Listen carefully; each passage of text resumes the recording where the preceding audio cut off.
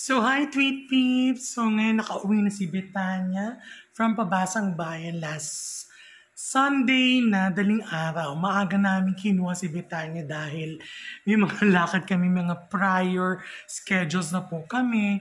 And ayan po, today is Holy Monday. And bibihisan na po natin si Betania for her Wednesday na prosesyon. So we're just waiting for James Masaho. Ayan. Yung madalas kong kasama ngayon kasi nga busy rin siya at may bago siyang po nalalabas. Nalalabas this prosesyon. So skinedule na po niya tayo. So siyang gumawa ng damit at siya rin po ang pagbibihis.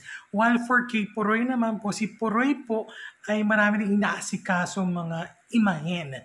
May mga bago po kami imahen and siya po ay isa sa mga mag-aayos doon. So yan, so tingnan natin ang magiging damit ni Santa Maria ng Betania for Holy Week 2024.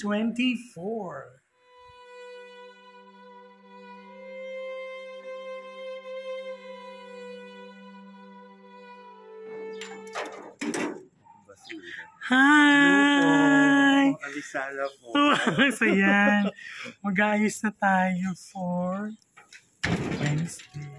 Si James Ranel Masaho ay isa kong kaibigan dito sa Morong Rizal.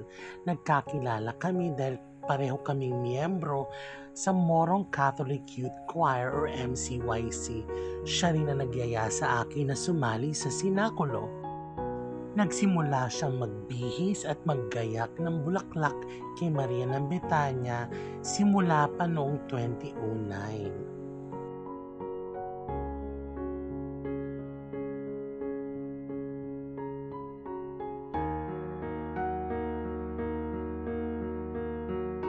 Sila with the flowers. Ayan, for the vlog. Mag-hello ulit kayo sa vlog. Ayan. So, sabi nga nila, wala daw available ng mga moms sa Dangon nung bumili sila. So, mga imported flowers ang kinuha nila.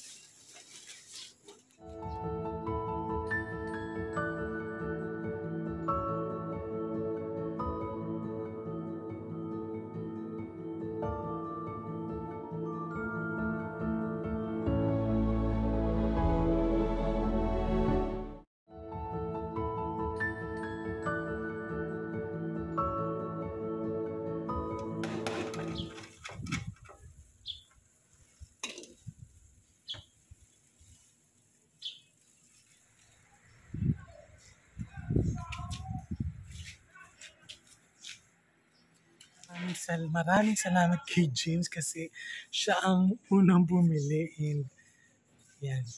Last minute bumili rin kami. So this is bought in Quiapo sa Raon. Samdong off-grid inverter 1,000. So binili namin ito sa Deacon. Pinabili actually. So nagtetest kami, like testing for ilang minutes muna para to make sure na okay siya. So as of the moment, mukhang okay naman. Ang una namin biniling inverter ay Panther 500 watts. Nag-iba-iba. So sa pag-test ng inverter, check mo yung ilaw kung walang pagbabago yun.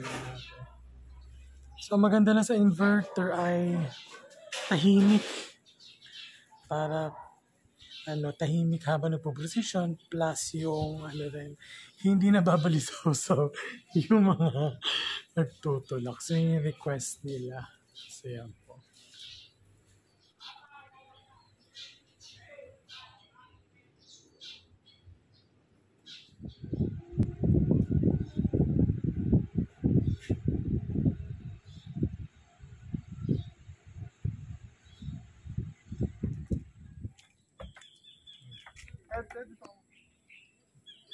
Ilang basong kaya ba? Kaya mo po tayo. Naglagay ko yung washer. Sa itaas, isang washer.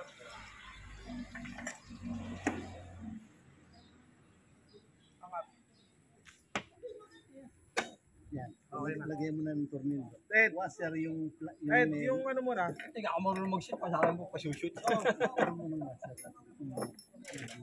Ito. So ang prosesyon natin ay 7 o'clock. Papunta na kami sa simbahan. Si 6:30. Palabas.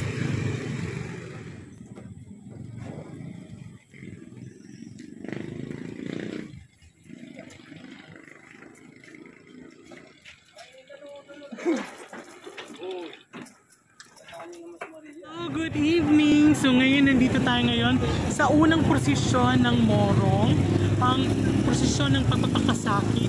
And katulad din ng last year, nandito po tayo ngayon sa gitna for the paseo natin. And of course, ang ating mag-uusap yan si Sir Edric. Sir Edric, say hi again to the vlog. Ayan, another year to the after the pandemic. Then we have James. Hello. And Ate Doy, hello. Ayan, videographer natin ngayon. So nagsisimula na sa taas, 7 o'clock. And iikot si San Jose. Tapos dito, isa-stop natin para ipakilala unti-unti ang ating mga imahen. So yan.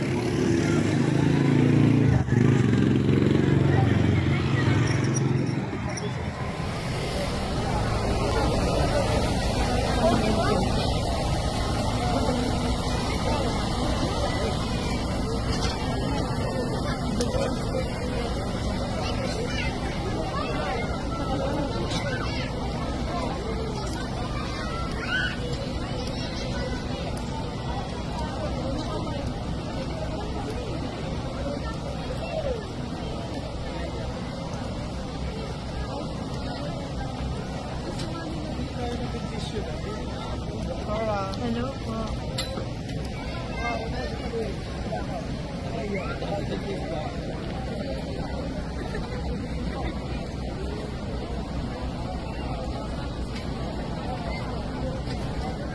Ang Regamadero, ang samahan ng mga tagapangalaga ng mga imahen, ay naganda ng mga salaysay hango sa Evangelyo, prestasyon ng krus at misteryo ng hapis upang magbigay kahulugan sa mga imahen. Ang posisyon ng Merkury Santo ay posisyon ng pagpapakasakit sa senario ng Betania. Malugod siyang tinanggap ni Marta sa kaniyang tahanan. Ang babaeng ito ay kapatid ni Maria sa pangalan. Naupo si Maria sa paanan ni Jesus at nakinig sa kanyang ibigay.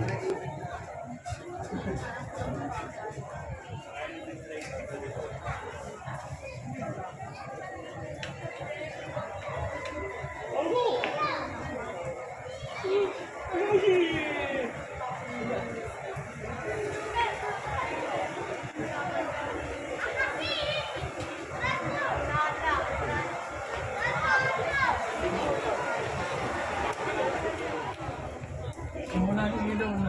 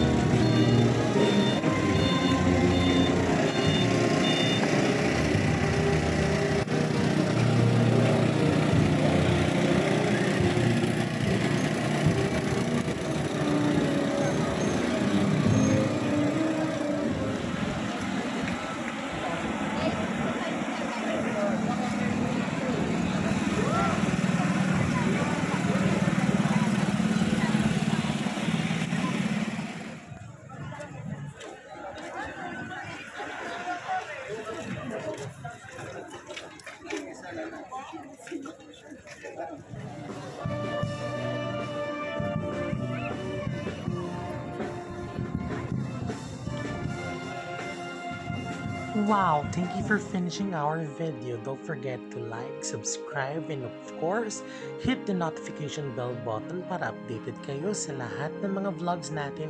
Dito lamang yan sa Beyond Candid.